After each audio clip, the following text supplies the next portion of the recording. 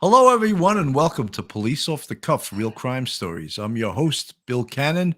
We had a pretty exciting show tonight, and with me, straight out of Brooklyn, retired NYPD detective Phil Grimaldi. How you doing tonight, Phil? Doing pretty good, Billy. How about you?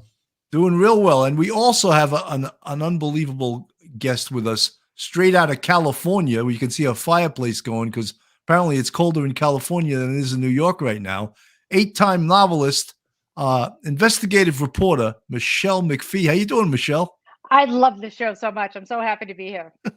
Well, this is your second time. You're a frequent flyer almost, right? I know. I love it. No, this is my third time. Third time? Oh, my God. I didn't even know that. Yeah, it's a hat trick now. That's fantastic. That's great.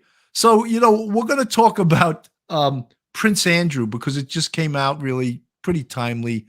This innocent royal that did nothing just agreed to pay $16 million to his victim that he never met and never did anything to. But he agreed to pay her 12 million pounds, which is approximately $16 million. In any event, in New York language, that's a lot of shekels. Yeah. That's a lot of shekels. So we're going to come back and we're going to talk about this. I'm going to dig deep because not only do I have Michelle McPhee here, but I got straight out of Brooklyn, Phil Grimaldi. And we're going to dig a little bit deeper into this than most reporters.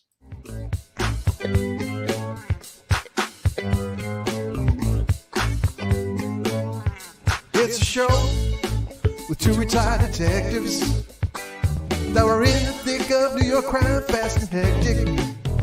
They got some stories and some jokes, even an interview with the most popular folks. Off the cuff, one episode just ain't enough. Get a little laughter and an interview too. It's maybe the best thing you can do.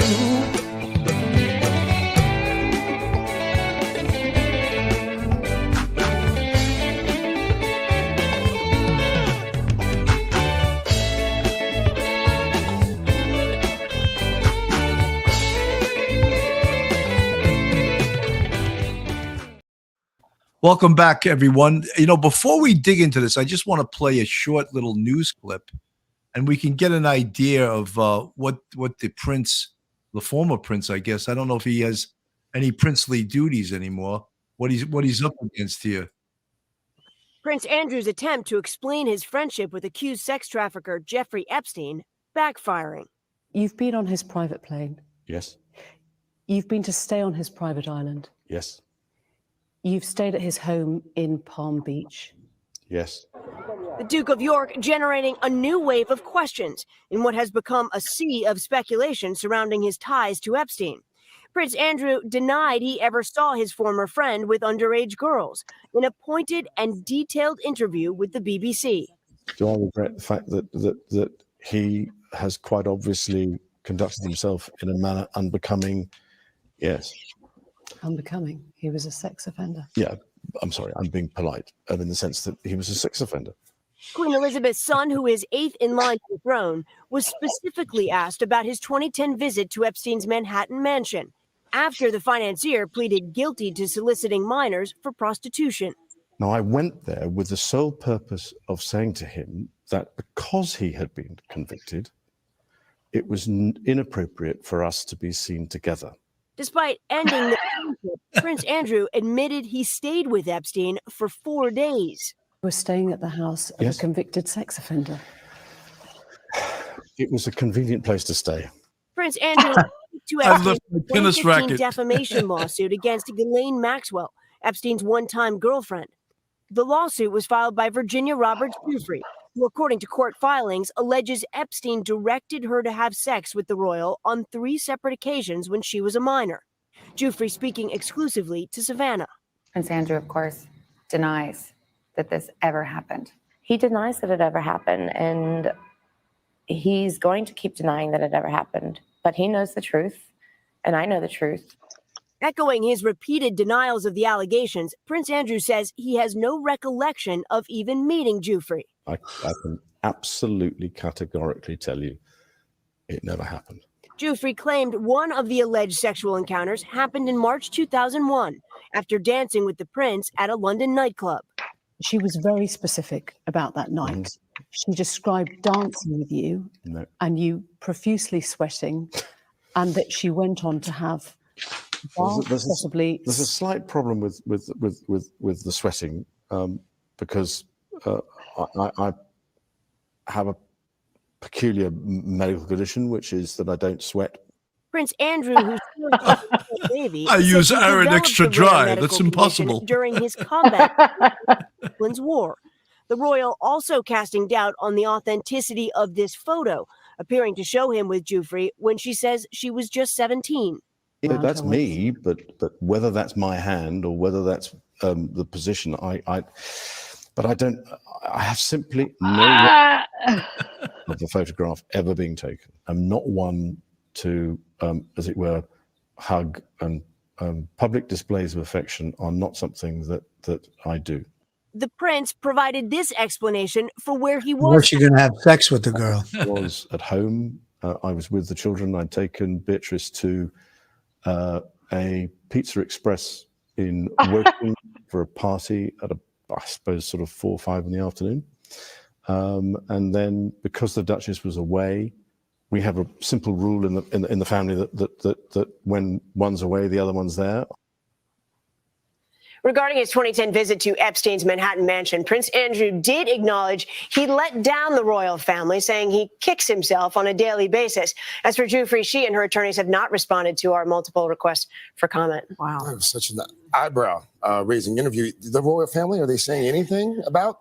Well, the Queen knew about this interview, but they haven't made any public comment. His ex-wife, Sarah Ferguson, has called him, quote, a true gentleman. But also, guys, this comes as reports that 2 weeks ago, a public relations person working for Prince Andrew resigned because he didn't want him to conduct this interview. So how's it being received overseas? I mean, not well. Not too good. Have launched into it. The furor over it does not seem to be settling down today.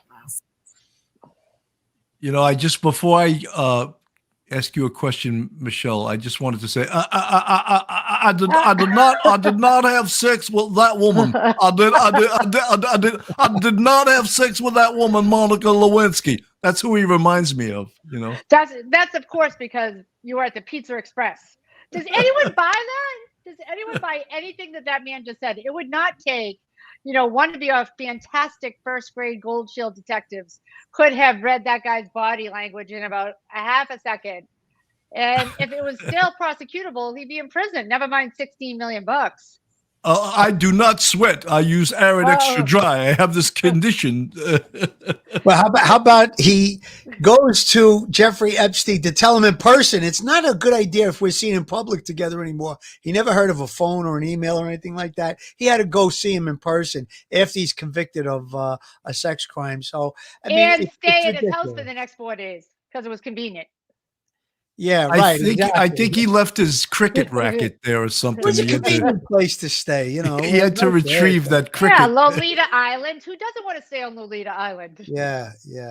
So this goes back. This happened in 2001 that he had sex with this young 17-year-old girl, Miss Bill, Jeffrey. back then, I think all of us were very busy elsewhere in 2001, right? So, we had a lot going on, and certainly Prince Andrew was not on the forefront of anybody's mind in that particularly, ghastly year. But this news about Epstein, look, even at way back in the day, at the Daily News, we knew about this story that Epstein was bringing all these high-profile people to, once you hear Secret Service guys calling something the Lolita Express, don't you think that should have been an investigation right then and there?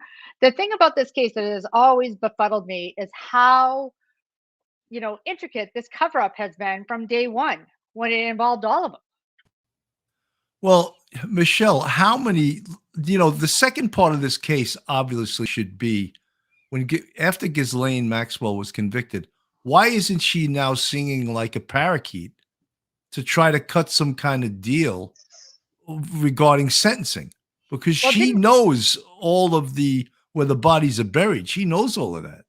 I can't imagine that she's not going to try to negotiate some sort of plea agreement before getting sentenced in prison. But look what just happened. Didn't one of Epstein's close buddies just kill himself in jail? Yeah, everyone wanted to know where the Clintons were, in the last few days. Bodies drop around them, I think you're right on track with that, Michelle. Prosecutors probably wanted to have her convicted. And, now the walls are closing in a bit. And that would be a great time for her to now say, listen, before I'm sentenced, they may even wait till after the sentencing and then go there. But I think she's very inclined to open up about what she knows about this scumbag. Do you think she's going to make it? Well, or is she going to meet some tragic accident? I would hope not. I would hope not. But listen, the strangest suicide in the world occurred with Jeffrey Epstein. I don't know how that's still being called a suicide. It's just, we talked about it before. There's just been so many different things that occurred under, he was supposed to be under 24-hour guard and all the rest of it. So again, anything could happen at any time. But yeah, I guess there's a lot of high profile people that wouldn't want a lot of this stuff to come out. It's amazing that, they conducted search warrants on Epstein's home and nothing's ever really been publicized about any of the stuff that they recovered. So again, they're protecting people like Prince Andrew, obviously. Yeah. And Andrew, I'm very disappointed in you, and I'm going to cut you off from the family fortune, and you no longer are allowed to be called by your title, Prince. I'm pretty sure he's still living better than all of us, Prince Andrew. It's really, think about the Epstein suicide and the people who are involved, and then you got to wonder how this has been allowed to go on for so long. I mean, remember when they tried to lock up the prison guards? They did lock up the prison guards at MCC. And then suddenly that case went away. They dropped the case against those prison guards. We know that the tapes mysteriously went missing from the jail that night. And the thing that has always bothered me is that James Comey, the former FBI director, we all know James Comey, who thought he was like, Andy Griffith. James Comey's daughter was the U.S. attorney that was assigned to the prosecution and to the investigation into the missing tapes. I mean, how is that possible? How does that in any way pass the smell test that Jim Comey's daughter is an AUSA investigating what went wrong when Epstein suicided himself? Yeah. Michelle, I don't trust what you're alluding to. I don't trust the people that are investigating this, that if it's the right powerful people on their side, that they'll do the right thing.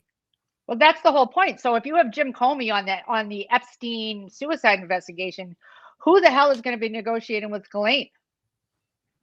Maybe they have leverage on her. We just don't know, because now you have to wonder what they could do to her to keep her quiet, or what they have on her. Because if I were Ghislaine Maxwell, I would have called the New Yorker by now and sat down with, I don't know, Ronan Farrow and told my whole story and given up names. That's the best way to stay alive, is to start talking about the people who were on that plane, which included Trump, Clinton, all kinds of dignitaries. And I'm sure that there are a lot of names that we don't know that were involved in Epstein's money web, like the owner of Victoria's Secrets, big shot 1%er CEOs, are going to be taken down.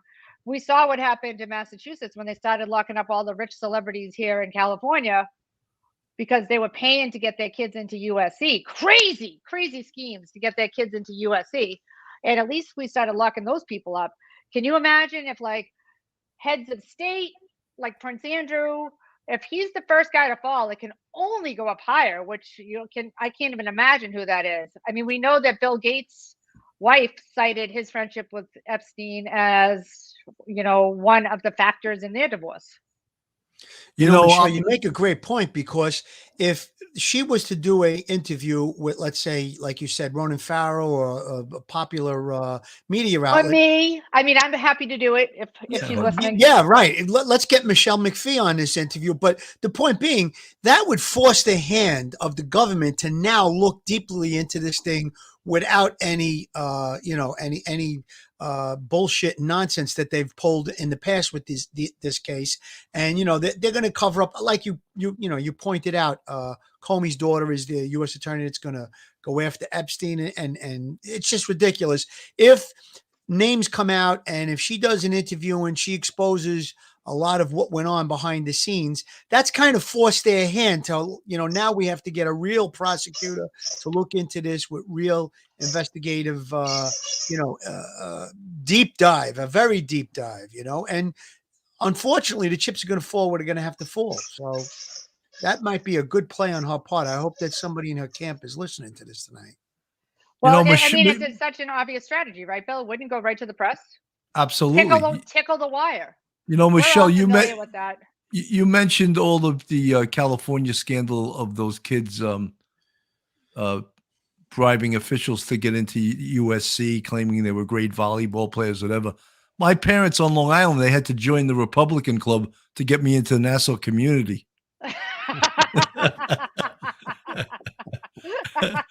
they're still paying. But I made it through. I went to Nassau, and then I stayed in the state system, Buff State, and then I got my master's from John Jay. So they pulled some heavy strings to do that. They were duking the right people, Bill. That's they were right. definitely duking it. Yeah. That's right. They were dipping everybody to get you into that community. It wasn't easy. I really don't think that those people were treated. I mean, listen, they were doing stuff for their kids. I get it. It was wrong. Don't get me wrong. But they really seemed to come down hard on them. And I don't know, just they were trying to do the right thing for their kids. It's wrong. Don't get me wrong. I'm not trying to defend it, but they really seemed like they came down real hard on them. I guess because they're high-powered celebrities. And, with a case like this, maybe somebody with some guts should come down on anybody that's involved in this thing. I mean, look at that poor young lady at 17 years old. She was supposedly forced into sex with the prince over at Ghislaine Maxwell's home. And in the story that I read, it said that she was in fear because they were such powerful people. I don't know how she wound up there at such a young age, but it's obvious that these weren't, they were taking advantage of young people, and it's disgusting. And then in his statement, I mean, he gave a statement after the settlement was reached. It said it was known that Jeffrey Epstein trafficked in countless young girls over the many years, and that his thoughts, his association with Jeffrey Epstein, and he commends the bravery of Virginia Giuffre and other.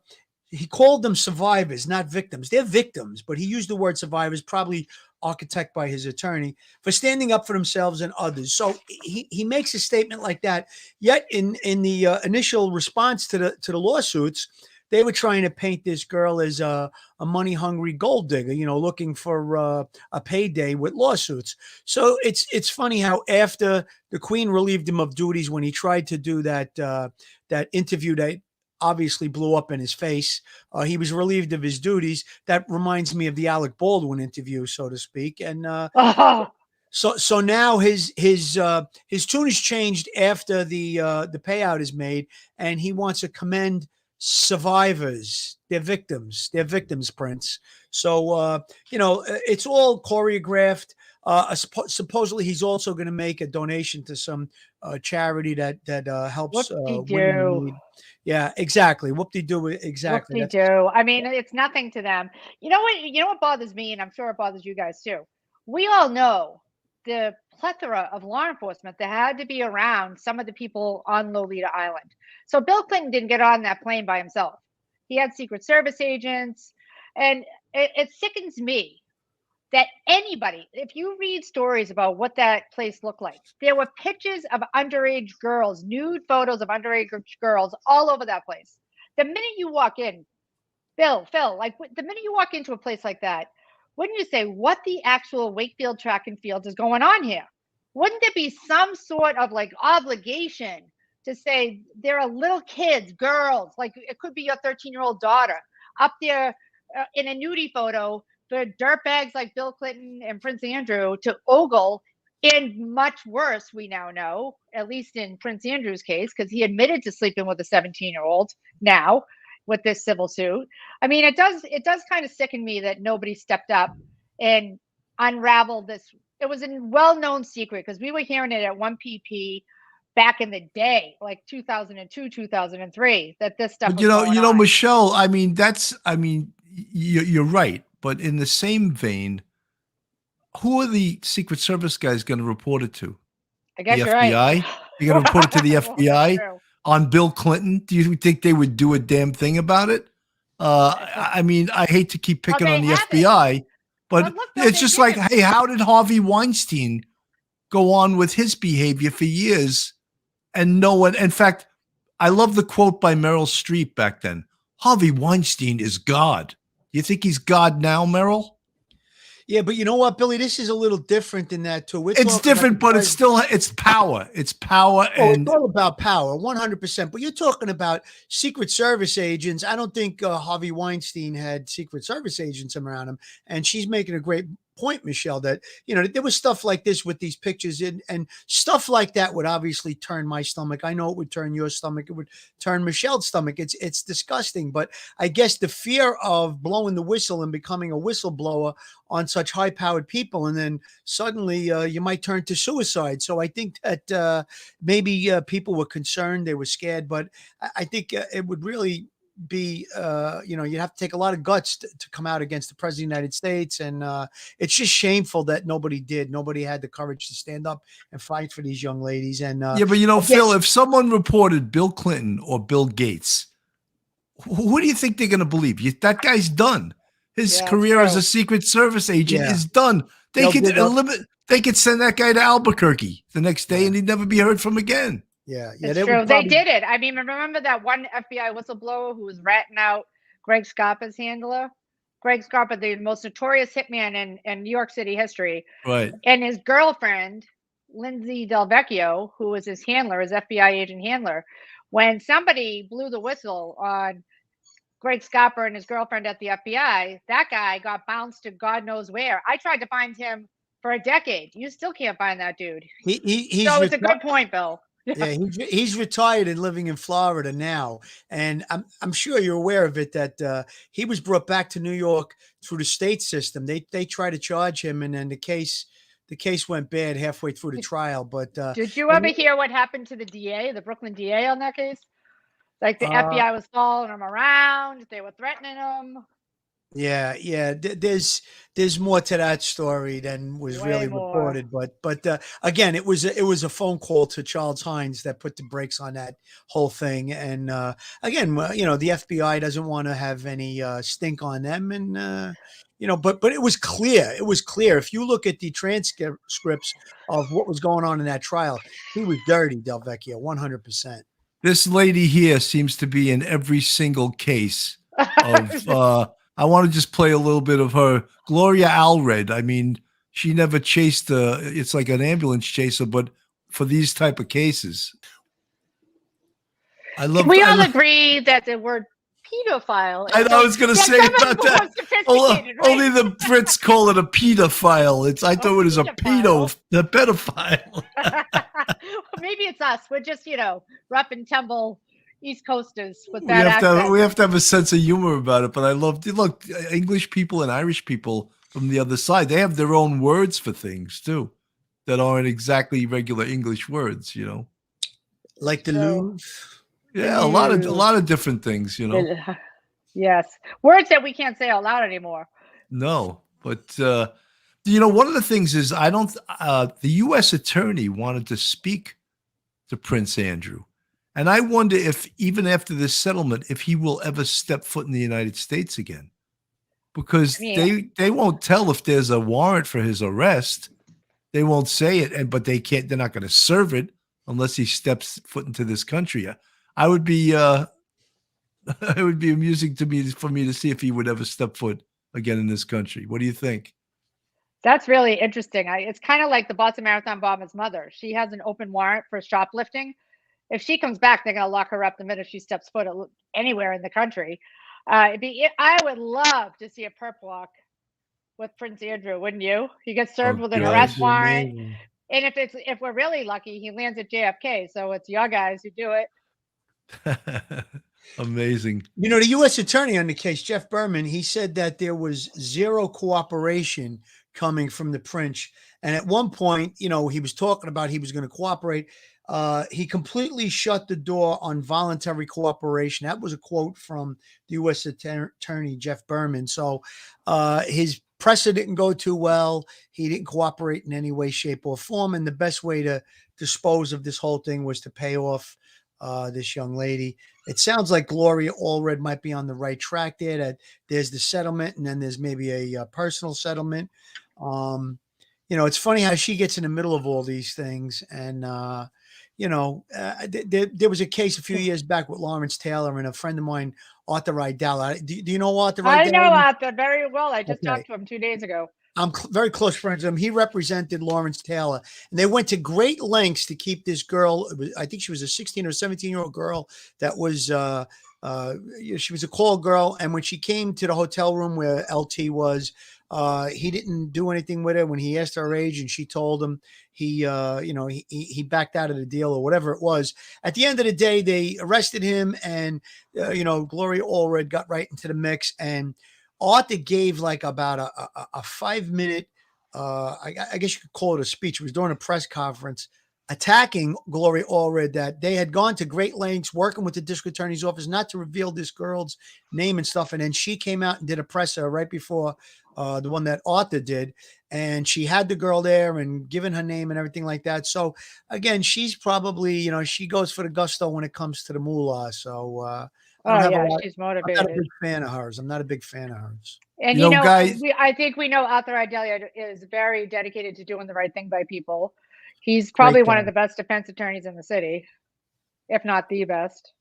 Guys, in the chat that people have been questioning the guilt of the prince, and I don't think anyone's going to part with $16 million, or they said 12 million pounds, which is the equivalent of 15 or 16 million dollars. No one's going to part with that because they're innocent.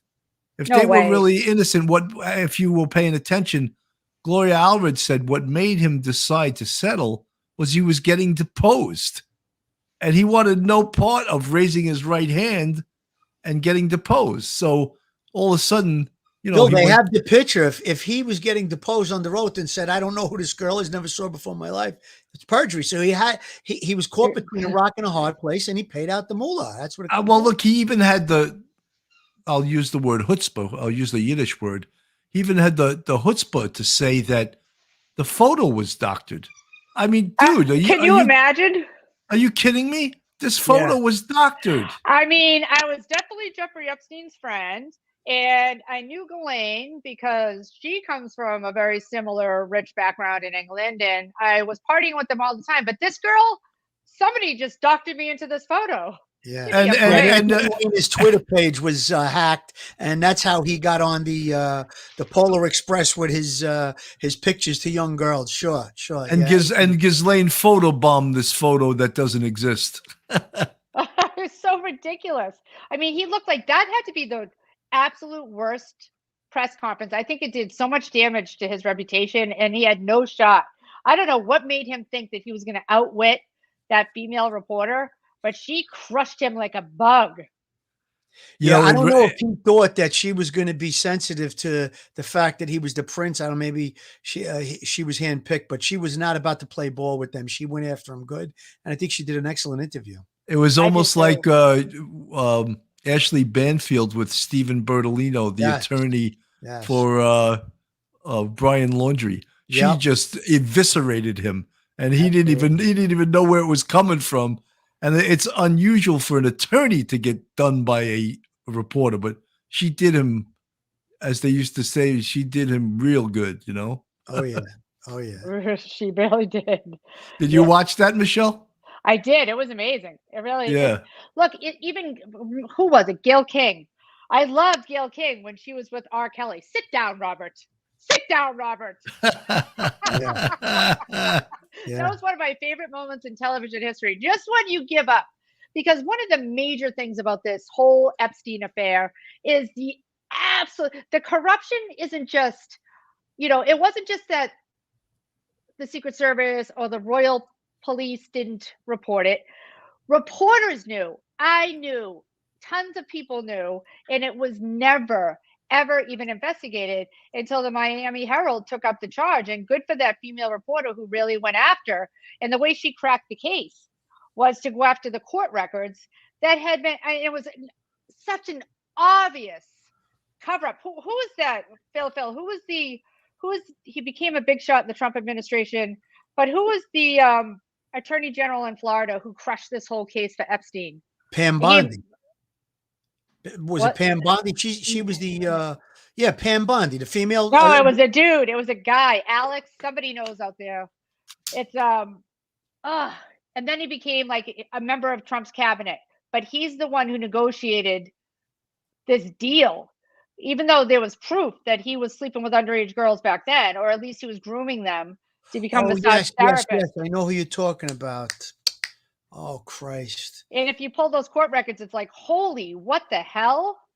Oh, Alex Acosta. That is correct. That's it. Okay, someone came up with the chat. Measy Mom, thank you for giving us that information, Alex Acosta. Folks, this is Police Off the Cuff, Real Crime Stories. If you're not subscribed to us, please go on our YouTube, hit the subscribe button, give us a thumbs up, ring that bell. We have a Patreon if you want to help support us. We have 3 different levels. And, of course, the people in the green font in the chat are part of our YouTube family. We have 5 different levels that if you want to support us at that level. We're working hard doing this podcast, obviously. We're trying to do some different stuff out of the box. And that's Don't why forget the merch, Bill. We got the merch. We got the I need some merch. Police Off the Cuff, and we got you dipped in butter at certain levels, right? And Michelle McPhee. I'm still buying one of those mugs. I have to have one of those mugs. All right, you got to just go on our website, policeoffthecuff.com. You can order it from there. You guys need some like girl cut T-shirts. Oh, T-shirts are when you. Everybody does it wrong. You need female cut T-shirts like with boat necks, or you don't want it.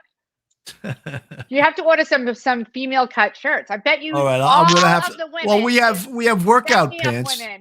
Folks were buying the workout pants for a while. Then maybe our membership isn't working out anymore. I don't know. I don't know how to say that. But the whole thing, Michelle, when you were talking about Jeffrey Epstein and the case in Florida, that he basically got away with it until it got out into the news, like you were saying. One good reporter, or else this would have stayed buried forever. Think about that. It took one tenacious reporter, and no one wanted to publish her story. If you hear interviews with the reporter who broke it, whose name sadly I forget, from the Miami Herald, but she talked about how her editors for a while were against her. Believe me, I've been up against it myself. If your bosses don't back you, these stories stay dormant. Well, Michelle, look at Ronan Farrell. He wanted to give the story of Harvey Weinstein to CNN, and they were like, "No way." How did you vet this? Have you met him in person? Harvey Weinstein? No, Ronan Farrow. Oh, Ronan Farrow. No, I actually sat behind Frank Sinatra's son. It's shocking. Yeah, I know. Yeah, I've seen him. Right? Yeah, I've seen him. I sat behind Harvey Weinstein at a movie Why is it premiere. shocking, Michelle? I'm not getting it. What? Why is it shocking? What's shocking about Ronan Farrow? There is allegedly he looks like Frank Sinatra's son, but when you meet him in person, he is a blonde Frank Sinatra. It's crazy. Like pictures don't do him justice, even on television. Face to face, you're taken ababack. All you think is old blue eyes. Yes. Yes. I know somebody that met Sinatra, and they said that when he met him like in the 60s, and they said there was just something about his eyes. He had the most beautiful crystal. It was a woman that met him, and she described his eyes. It was like, wow, And Ronan Farrow has those eyes because it's mesmerizing when you first meet him in person. Like you're taken aback by it a little bit when he's close to you. And I'm like, I remember seeing Frank Sinatra in concert, and those eyes. There's something very unusual sparkly about them. But why would they, when you think about it, why would they hide it? Why, at this point, why would they? Especially with that dirtbag. Speaking of gross pedophile dirtbags. Yeah, really. Woody, what's his face? Oh, Woody Allen. Allen. Yeah, Woody another Allen. one. Yeah. He has That's- another, I mean, imagine that's another cover up. If you watch that documentary, it's astonishing how the industry, journalists, everybody covered up for that guy too. And that's part of the thing. Look, I already mentioned that it's disappointing that law enforcement, and I get why, Bill. I'm totally with you. The careers would have been over. We've seen it happen to guys. All of us have seen it. We probably know people who've been buried because they did the right thing. But reporters were cowardly on all of these stories too. And that makes me sad because nobody wants to put their head on the chopping block anymore. And that's why there's no breaking news. And that's why you don't hear about these cases that should be unraveled. Biden. Look at Hunter Biden, what they did to the girl from the Post. I can't think of her name right now. They shut off Twitter. They shut off the New York Post because she was reporting on the laptop with Hunter Biden. And now we're finding out that it's all stuff that was true. So, I mean, they really have a cancel culture in the media. It's Bill, and I just wrote a story for LA Magazine. I'll send it to both of you guys because it's really interesting. There's a woman from LA, goes to her kid's football game, leaves at halftime, and no one ever sees her again. They fear that she is dead. Well, you start looking into who she worked for, and she was the money person, the accountant for a guy named Jason Sugarman. Sugarman's father-in-law owns the Dodgers. Sugarman's a part owner of, the soccer team here in LA. And Sugarman's co-defendants in a case where they robbed, ready for this, I don't think there's a bigger dirtbag move than stealing $10 million from a Native American tribe. So they stole $10 million from, indigenous peoples. They're about to go to trial. And to bring it back to Hunter Biden, one of the co-defendants in that case is a guy named Devin Archer, who was Hunter Biden's longtime business partner, the dude he was working with in Ukraine. So you start looking at all these connections. And now this woman who has, what do we always say? Follow the money. The woman who has been following the money vanishes. She's still missing. We haven't even found her body. Unbelievable. Michelle, even when we talk about, and look, you know this, you're an investigative reporter. Do you know that Harvey Weinstein actually had the balls to threaten the lieutenant and the two detectives from Manhattan Special Victims that brought the case on him? He threatened them that. Yeah, he threatened them and said that your careers are over.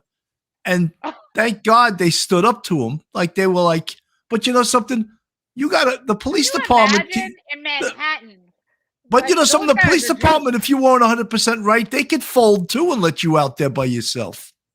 Well, we've seen that happen too. Yeah. We saw what happened to friends of ours like Jimmy Grant. Jimmy Grant. We saw what happened when he, look, if there's a lot more to that story too. Yeah. When you want to talk about follow the money. Where are the reporters? Someone should be doing a whole story on that de Blasio connection to what happened to Jimmy Grant. Unbelievable. Yeah, it is unbelievable. But you're right. Look at Barry Weiss, who was a writer for the New York Times, who wanted to write more of what her opinion was. And she got pressure only to write the kind of stories that they wanted her to write. And she did a brilliant 2-page resignation letter, which I wish I would have with me right now. I'd love to read it. But she resigned because, and she, I think politically, good on her.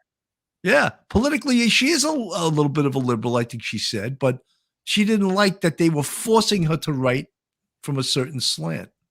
Listen, I came up to the school to this day. From the time I was old enough to vote, I knew I wanted to be a reporter. I have been an independent my entire life because that's how you're supposed to be. If you're going to be a journalist, you cannot be swayed by politics. You're supposed to be, I would argue that one of the problems that we have in law enforcement even is politics. This idea that people are so slanted to the right or the left is exactly how guys like Epstein and Harvey Weinstein got away with it. You remember how much money Harvey raised for the Clintons? Forget about it. Exactly. So there should be a separation of church and state there.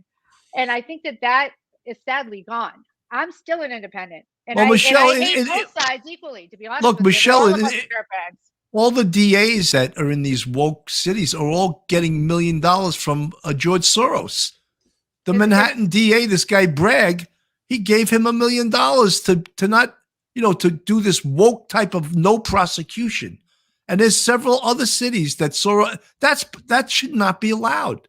That is like You know what? bribery. I know this sounds minor, but here in LA, the crime is crazy. People in Beverly Hills are getting shot in like a crowded fancy restaurant. But the big thing, and it affects me because you guys have met Vincenzo, my little French bulldog. But do you know that people here are getting robbed of their dogs at gunpoint almost daily? Almost daily. And French bulldogs are a big target. You can't walk the dog at night here because Gascon, our DA, won't prosecute. It's a gang. So the people who stole Lady Gaga's French bulldogs were part of a well-known gang here in Los Angeles. And Gascon didn't put the gang enhancements on them. So they got out. And then they started to, allegedly, from what I'm hearing from sources here, they started to direct other members of the gang to steal these dogs because A, they're expensive, so you can resell them. Worse, what would you pay for your dog? Right? Like if they're going to demand 25 grand, you're going to give it to them if you can get it.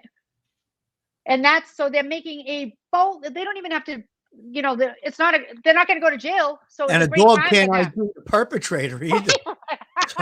So it's almost like a foolproof crime unless they get caught in the extreme. But you know, Michelle, even with the New York Times, when the police department, the NYPD, is saying what's killing this city, one of the things is bail reform. The New York Times regularly writes stories and says there's no evidence that bail reform is causing crime to go up. They actually write that horse shit. And meanwhile, the police department's putting out statistic upon statistic to say, look, this guy was arrested 5 times with a loaded gun and he's out. And the Times says there's no evidence. And whoever in the chat said that I give my opinion, you're right. I'm not a journalist. I'm a cop. All right. And I am a conservative. And Lee Braddock, I'm not here to be a journalist. I'm here to give my opinion. Billy, to make the point you just said, a few days ago in Times Square, a little 4-year-old kid was punched in the face by some psycho. The mother and the sister grabbed the guy and other people jumped in. They arrested the guy. The guy has 32 prior small-time crimes. They're not, assaults and stuff like that. No murders or anything like that. But he was released, and he's supposed to go to court tomorrow. So what are the chances of him showing up? I think he's a homeless EDP or whatever it is. So, of course, bail reform is one of the things that's causing the uptick in violence in the New York area and across the country. And Phil, Hochul and Adams, that was theater when they went into the subway. First thing you say to Hochul, are you going to do something about bail reform? Oh, no. Hands because off. that's her base. So why are you even running then? You know, she should be confronted with that every single day of the week. Well, it's interesting. People... Go ahead, Michelle. I'm sorry. No, it's interesting here. This week, I'm writing a book right now about MS-13, the gang, and this really unbelievable sting operation. And the former Boston Police Commissioner, Willie Gross, this is a good story you guys should look up one day. He got into a war of words with the ACLU. The ACLU is still pressing to shut down the gang database, which is, a critical tool. And Willie Gross on his Facebook page called them paper warriors. And it went viral, and the Globe did a bunch of stories, and they quoted the ACLU's poster boy was this guy named Perverso, a killer. And they were like, poor Perverso, he brought a machete to school. The ACLU and the Boston Globe reported this, I swear to God. He brought a machete to school so he could chop wood with his mom after school. At 2 weeks after this story, this glowing story ran about Perverso, poor Perverso, he was discriminated against. He got arrested for killing.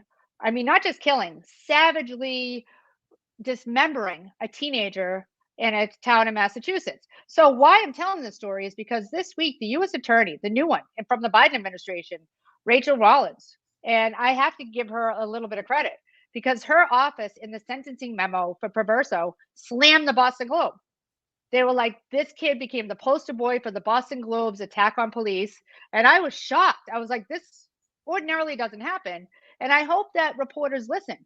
Anybody, if the ACLU files a lawsuit and says, Bill Grimaldi is a perfect citizen, and he just wants to get back to his son and go to high school, and you call one source, and he's like, wait a minute, this guy's been arrested 5 times for carrying weapons. He's committed countless crimes while here illegally. Nobody does the work. They just parrot what is handed to them. And I would have to applaud the U.S. attorney here in Massachusetts for calling the reporter out on it, for creating this bad narrative that this poor kid was a victim when in fact he was chopping people up into pieces. Unbelievable. That's a bad group, that MS-13. The reason they use machetes is because when they kill someone, it's much more torturistic, and they suffer. They don't die right away.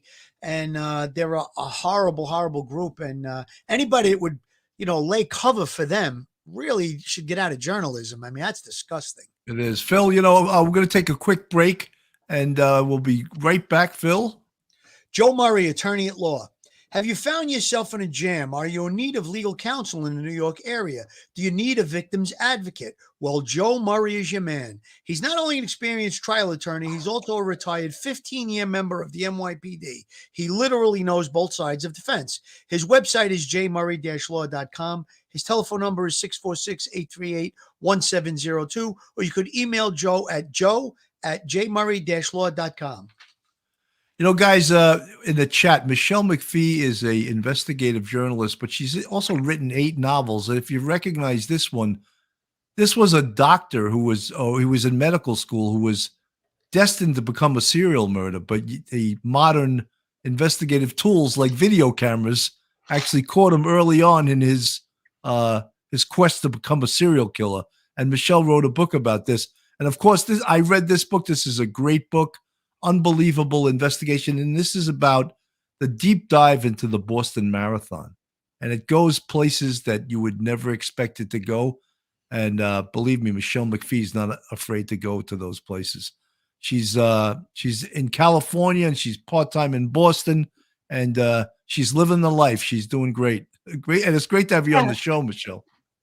This is my favorite thing to do, is chat with you guys, because I don't get to talk to like-minded people very often, right? That's great.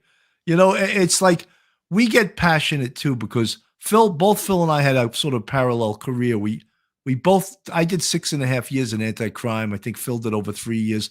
I am so passionate. I love anti-crime. And when the city got rid of anti-crime, I was just like, oh my God, how could they do that? And then when Adams says he's going to put cops back out there in plain clothes, but wearing a vest that says police on it, don't dip your toe in the water, dude. Jump in the water, or don't do it at all. Because wait a minute. So the plainclothes guys are going to have markings. They have to wear a vest that says police on it. Well, how's that going to work out? It doesn't work. They're not even putting now. Before they got rid of all the anti-crime, there was an anti-crime unit in every precinct in the city. Usually 2 teams, or sometimes it could be even 3 teams. Then they had the citywide anti-crime. They had street crime, and they had borough crime. So it was plenty of plainclothes police officers. Now he picked, I think, 30 precincts, housing, transit, and some NYPD precincts. They're going to have these guys in teams wearing this, they call it a half uniform, blue jeans, and they're wearing whatever on top, and they're going to have this vest. It's like a glow-in-the-dark vest that says police. So where's the benefit to having people secrete themselves into the community, being able to be eyes and ears, hands-on, possibly prevent the robbery, take guns off the street? It's almost counterintuitive to what they're trying to get to, which is take guns off the street. So it's and they've done. I know. I mean, it's been a long time since I was in New York, but I know those guys. Anti-crime did some of the best cases I ever wrote about, and I remember that 2 of them in the gun squad were assassinated, and they were assassinated because they were doing a sting in plain clothes. And those are the guys in Staten Island. That's right. I actually worked on that case a little bit. They brought us there overnight. Nemarin, one of them was Officer Nemarin. Nemarin, and oh, it's awful. I can't think of the other officer's name. What names? And those were 2 big strapping guys, man. They were big. They were executed. They were actually executed. One of them had actually worked in the 2-3 when I was there, and I didn't know him, but when I heard that, I was even extra sad. But you can't. If you look at their careers, I think they took between them 30 guns off the streets, working undercover, working plain clothes. You can't put a price on how many lives were saved because those guns were grabbed, right? But Michelle, what we take the position as is that the left takes the position that it's the gun. You got to get the gun. We take the position, no, it's the person that pulls the trigger. And they're not willing to incarcerate the person that shoots. They want to get the gun, put the gun in prison. And the gun didn't do anything. The gun is an inanimate object. But they refuse to prosecute. And then they start talking about the iron pipeline and all this other nonsense that they've been talking about since the 1960s. No, just prosecute the people that are shooting. Don't you remember we used to have something? I know we had it in Massachusetts, and I think you guys had. I think I wrote about it in New York too. That it was an automatic 1 year in prison if you got caught with an illegal handgun. Yes. I don't think that has ever been applied in Massachusetts or New York. I've never seen anyone actually do the year if they get pinched with an illegal gun. Wow, you're even using cop lingo, man. Look at that, pinched. You know, when I hang around you guys, it all comes flooding back. That's My kids right. hung That's around right. Too many hours with the brothers in blue. I don't want to take a pinch. Listen, if we take a gun off the street, like you said, Michelle, we don't know who it could have killed if it wasn't taken off the street. But most of these guns are being taken out of the Black and brown communities in the cities, in whether it be New York, California, Boston, whatever. So again, these policies are aimed at saving lives in the Black and brown community, and yet you have tremendous resistance from the Black and brown leaders of these communities. So it really doesn't make sense, and I think that's the hurdle that Adams is trying to get over, that they don't want to put anti-crime back in full force because they're going to get the pushback from the minority community, because it definitely stop, question, and frisk was overused under the administration that was previous to de Blasio, Bloomberg. And what he did was he put it on on monthly activity reports for even uniform officers. So at the end of the month, they didn't have 5 stops. They were going out and they were just throwing anybody against the wall. Comstat.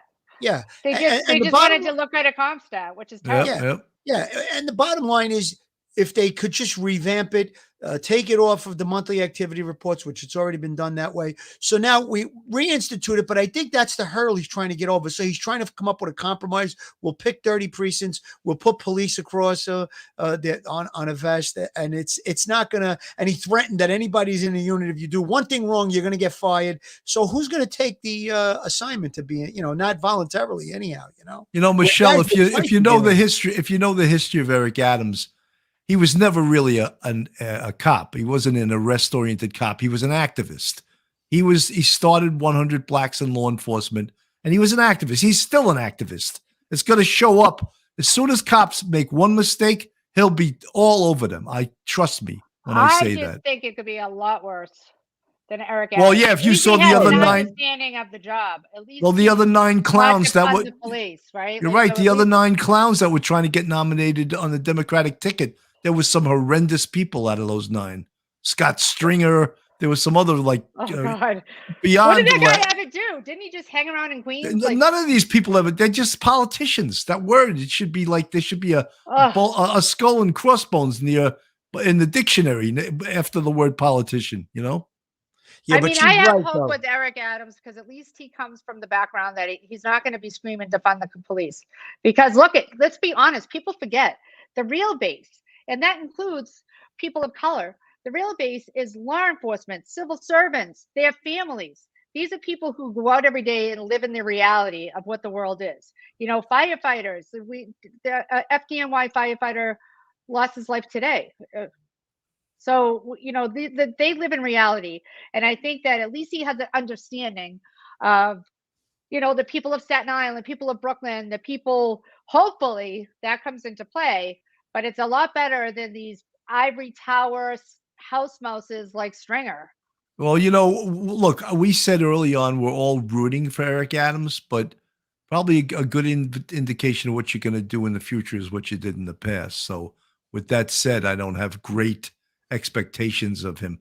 And Hochul and Adams, when they see that 50% less people are riding the subways, that's what makes them concerned, because guess what? No one's putting their money in the kitty for the MTA. And the MTA is another political organization that's run by some jackass who starts blaming the police when crime goes up. And they got rid of all the tools the police needed to fight crime in the subway, like jumping the turnstile is now a civil matter. So they got rid of that. So police don't have the tools. And look, letting homeless people inhabit the subways and live there, that's a recipe for disaster. And They're it is not a only disaster. living there, Bill, they're doing a lot of other things. I Right, saw yeah. that video, they're defecating, urinating, having Oh sex. God. I mean, right and plain, smoking crack, shooting heroin, and it's like just an everyday occurrence. And I speak to people. That's that just use a this stuff street in daily. LA, Phil. That's just any street in LA. Right there. Yeah, it's listen, it's across the country. There's a lot of policies that are just being disregarded, especially with these radical DAs. They think they're gonna change the law rather than enforce the law, and their job is to enforce the law. But we know that story, and Soros is doing a real job on us by backing all of these clowns. But I think you made a good point, though, Michelle. Even though we don't have a lot of hope for Eric Adams based on his career when he was in the police department. He wasn't an active police officer, but he does know how the system works. He was on the police force for 22 years. You had some real radicals in that group.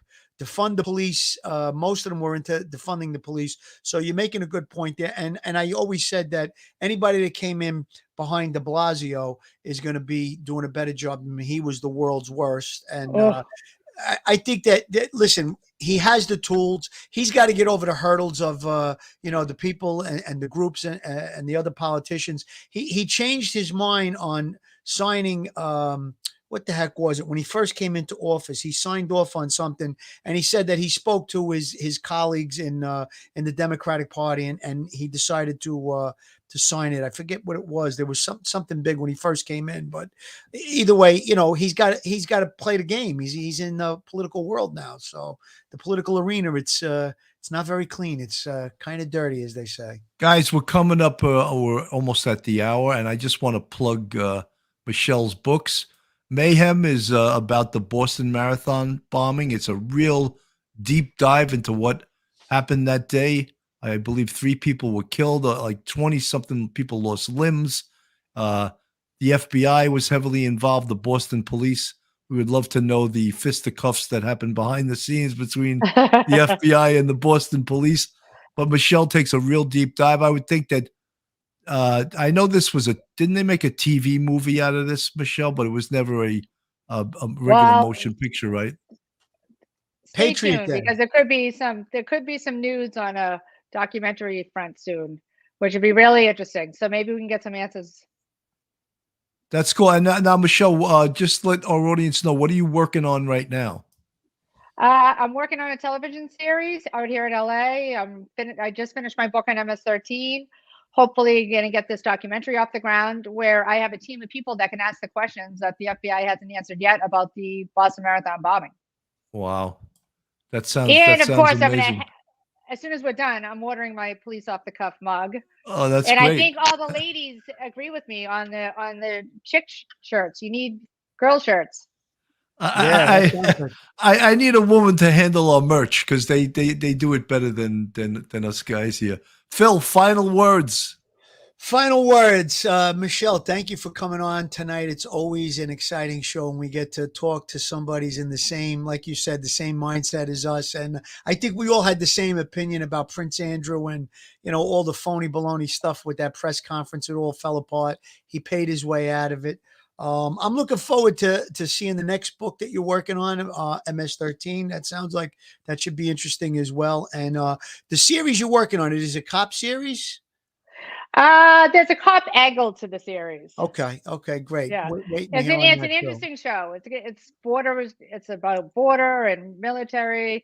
Remember the A-Team? We all love the A-Team, right? Yeah. It's kind of like the A-Team, where everybody has their specialty, and we're activating a team to go after Fast and Furious missing weapons. The real iron pipeline. Wow. That was sent over the border by us. Okay. Michelle, Phil's just about to ask you for a part in your next movie, so you got to be. Phil, are you kidding me? You're already in. I actually wrote a character with you in mind. That's great. Good. Michelle, do you have any good Cabernet in your house? Cab, I have a good Zinfandel. No, I like Cab because your apartment looks so cozy with the fireplace. Got a nice glass of red wine. Phil will have some Sambuca with 3 beans in the snifter, and bring out some sopressata and some good Parmesan cheese, and we'll hang out. I love it. It'll be like being at Spumoni Gardens, only over here. That's right. We Except gotta she get said, her over to Spumoni yeah, that Gardens. she said Spumoni Gardens. No, she Yeah. said Gardens. She Got had that, can't shake that Boston accent. no, she You can't know what's shake it. bad though? And it's actually South Brooklyn Boston hybrid, so no one understands me. Yeah. Vet Girl, thank you so much for that 1999 super chat. Vet Girl RWB, good evening, all. Thank you. I just saw you now. My God, that was so nice of you. Guys, this, we've been doing these shows recently, sort of out of the box a little bit, right, Phil? And absolutely. this is having Michelle on is great, and picking a topic. We always wind up back talking about crime again, and talking about Well, it's the thing that all three of us have in common. So right, talking about New York City, but it's that's what we do. So guys, thank you so much, all you folks that are our channel members or Patreon members, and even if you're not, you subscribers that support Police Off the Cuff, we want to thank you for listening tonight. Have a safe night, and we got another show tomorrow night with Chrissy Mayer. She's a female comic. She's a podcaster. She has her own radio show. She's got 50,000 subscribers on her YouTube channel.